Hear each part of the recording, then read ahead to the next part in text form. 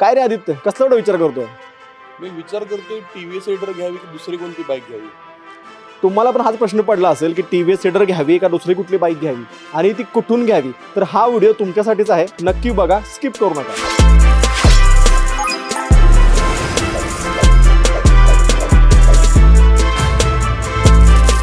Style अशी की लोक वळवून पाहतील, कम्फर्ट असा की ट्रॅफिकमध्ये पण एन्जॉय करा.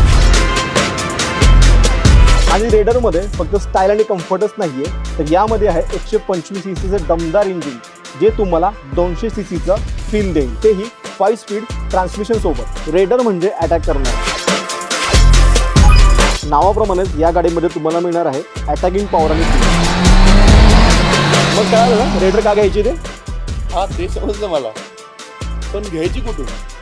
घ्यायची तर एकाच ठिकाणी, सेंचुरी टीव्हीएस पुण्यामधून.